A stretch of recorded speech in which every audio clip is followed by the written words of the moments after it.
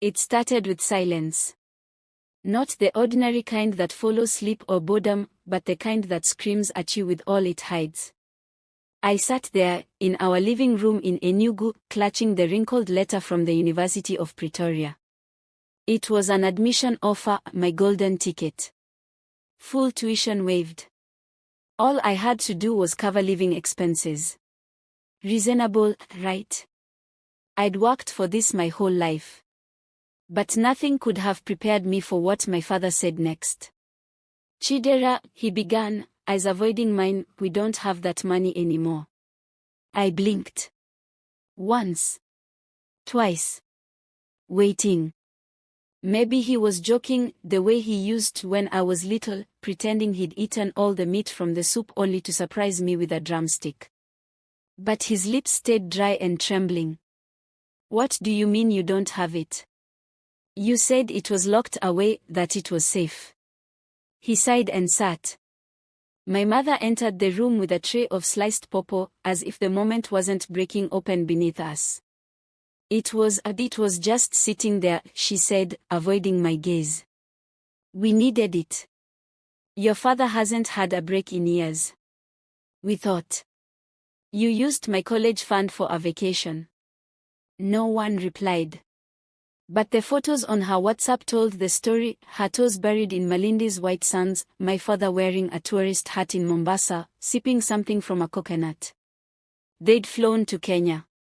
5 nights. Ocean view. All paid from the fund I'd watched them speak about like it was some holy vault for over a decade. I stood up slowly, not saying anything. My voice felt like it belonged to someone else. I left the room. That night, I couldn't sleep. The generator hummed outside, battling the thick silence inside. That fund had been my everything. I never joined the others in buying expensive wigs or attending every campus party at the polytechnic I went to while I waited for this dream to come alive. I lived like the future depended on my sacrifice, and it did. I stared at the ceiling fan spinning lazily above me. I'd have to defer the offer. Maybe reapply next year. Or the year after. My chest ached, not just from loss, but from betrayal. Over the next few weeks, I started noticing things differently. The house I grew up in no longer looked like home. It looked like a theater of choices I wasn't part of. My parents would laugh in the evenings, watch TV dramas and argue about who used too much salt. I watched them, quiet, calculating. They hadn't just used my money. They'd stolen my time. My ambition. They'd made a selfish choice and hadn't even the decency to pretend they regretted it. Months passed. I found a job as an assistant at a local graphic design company, underpaid and overworked, but it kept my mind busy. My dreams felt like they'd been wrapped in barbed wire. One day, as I was helping my father with something on his phone, I accidentally saw a notification. Retirement mutual plan balance updated, 12,420,000 Nigerian nairas. It blinked just briefly before he swiped it away. I asked him that night, casually, Daddy, you said your pension fund wasn't growing. Oh, that one, he waved me off. They've started paying again. Nothing big. But the number stayed in my head. 12.4 million Nigerian nairas. That was over $10,000, way more than what I needed to live in Pretoria for a year. They'd used my fund, but their own was still protected, guarded like treasure. They didn't touch it. Not even a dime. And now, as they aged, they spoke more often about traveling again, maybe to Zanzibar next time. We need to enjoy our lives before we are too old, my mother would say. Enjoy. That word spun in my mind like a loaded gun. I began planning. Not a grand revenge, no. That's not how life works in Enugu, or anywhere real. But a reckoning. A reshuffling of moral balances. I offered to help my father organize his documents. Let me manage some of your online files, I said. That way when you need to apply for anything, it's easy. He agreed, proud that I was being responsible again. I watched his habits. He never checked his email. Never his retirement dashboard. Just the occasional text update. Using small tools I picked up from my design job and some free courses on digital literacy, I created a mock platform that mirrored his retirement account's login page. Not to steal his money, but to adjust the numbers. Shift funds around. Redirect some investments temporarily into a side account under my name, one I opened discreetly, legally. Every month, 400,000 Nigerian nairas. A drop in his pool, but an ocean in mine. I wasn't stealing. Not entirely. I was borrowing the future that had been borrowed from me. After 6 months, I had 2.4 million Nigerian nairas. I used it to secure housing near the university. Bought a ticket. Arranged for a student visa through a scholarship portal I found online. The day I left, I didn't say goodbye. I left a note. I hope Zanzibar is worth more than my future. I just wanted the same chance you gave yourselves. Pretoria was colder than I expected, not just the weather, but the air itself. It had that detached crispness, like a city too busy to notice one more person. I liked it. It didn't care who I was, or what I'd done. It let me begin. At the International Students' Orientation, everyone had their own story. Some came with full support, others barely scraped through. I blended in, the quiet Nigerian girl with a focused gaze and a stubborn heart. Every email from home made me stiffen. The first one came a week after I left. From my mother. Chidera, where are you? We called everyone. Your phone hasn't been reachable. Please, let us know you're safe. I ignored it.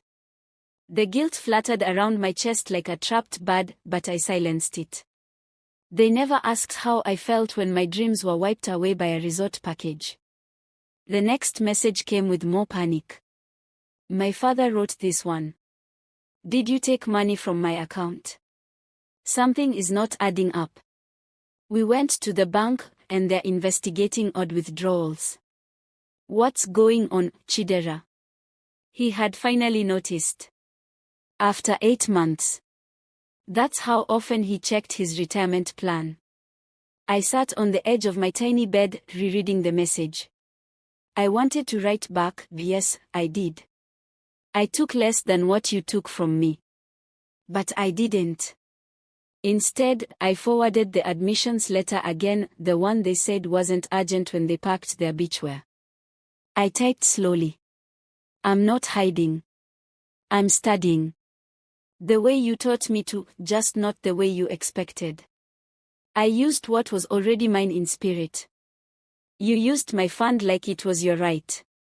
Now I'm reclaiming a future you paused without permission. No reply came. Not immediately. Weeks passed.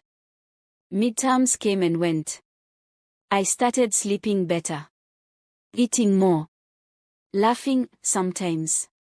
A version of me returned, the one who used to dream without blinking. But silence has a way of changing shape. One day, a letter arrived. Handwritten. From my father. It said, Chidera. You're right to be angry. We failed you. We were selfish. But you've now turned it into a cycle, theft repaid with theft. I am not angry that you left. I am angry that we raised someone who thought taking without consent was the only way to be heard. We thought we were buying time for ourselves. We didn't know we were selling your future to do it. I'm sorry. But please, don't become like us. Be better. Love harder. Forgive deeper. Rewrite this legacy. I cried that night. Not because of guilt.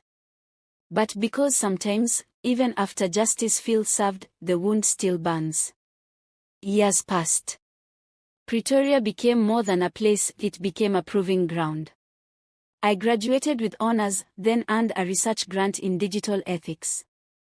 I didn't just want to rebuild my life, I wanted to understand it, the systems, the trust, and the invisible contracts that hold families together until someone breaks them. Back home, the silence had turned into occasional messages. Small things, forwarded prayers, birthday greetings, then finally, cautious check-ins. My mother once wrote, "I saw your name online, you made us proud. We didn't know how to fix what we broke, but we're still watching. Still waiting. I never touched their retirement fund again. I'd only taken enough to start. The rest I earned with my own blood and breath. But then came the call. My father had suffered a stroke. A mild one, they said. He was recovering, but slower than expected. My mother was overwhelmed, confused by hospital bills and insurance claims. I flew back. The house looked older. The paint chipped, their framed vacation photos now faded, silent witnesses of decisions that cost more than money. He was lying on the couch, thinner, a shell of the proud man I once knew. But his eyes, those were the same. Still stubborn. Still trying to say everything without words. "I'm glad you came," he said hoarsely. We didn't rehash the past. We didn't need to. Time had already done the heavy lifting. Instead, I helped. I organized their paperwork. I made sure their dwindling retirement fund would stretch.